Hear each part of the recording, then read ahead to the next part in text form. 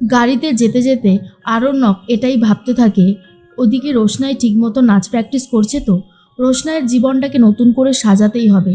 আমার যত কষ্টই হোক না কেন, আমি কোনোভাবেই হাল ছাড়ব না। এর মধ্যেই গরিমা আরণ্যককে বলে, আচ্ছা এবার দুজন নতুন মুখ কে হচ্ছে গো? তখন আরণ্যক বলে, একজন তো মিনি, আর একজন যেটা রয়েছে সেটা এখন বলা যাবে না, সময় আসলে সবটাই জানতে পারবে। রোশনাইয়ের নাচ হয়ে যেতেই গুরুজি রোশনাইকে আর রোশনাইয়ের মাকে অপমান করতে থাকে। রোশনাই বলে, খবরদার, আমার মা এই পৃথিবী থেকে অনেক দূরে চলে গেছে। আমার মাকে নিয়ে কোনো কথা বললে তার ফল কিন্তু খুব একটা ভালো হবে না। আমার মা আপনার কোন পাকা ধানে মই দিয়েছে? গুরুজি তখন বলে, তোমার মার যেমন চরিত্রের ঠিক নেই, তেমন তোমারও চরিত্রের দোষ আছে, বুঝেছো? তুমি একজন উডবি হাজবেন্ডের সাথে এরকমভাবে ঘুরছো ফিরছো কেন? বিশেষ করে গরিমার উডবি হাজবেন্ড, তুমি যেটা করছো সেটা অন্যায় করছো।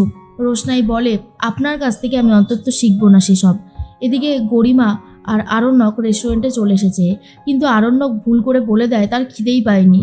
গরিমা বলে, কিন্তু তুমি যে আমাকে বললে তোমার খিদে পেয়েছে, কি হয়েছে বলো তো আরণ্যক?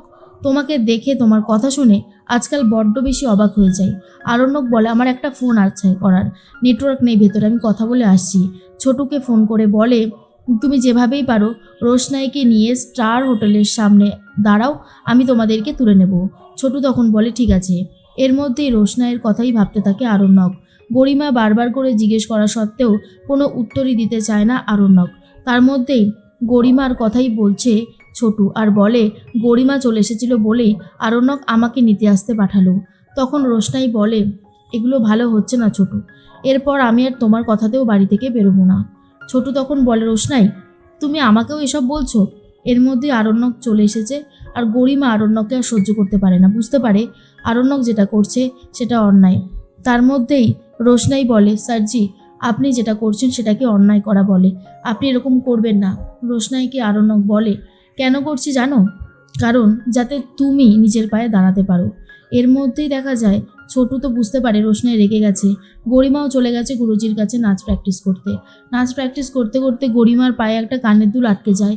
যে কানের দুলটা তোলার পর গরিমা বুঝতে পারে এখানে রোশনাই এসেছিল।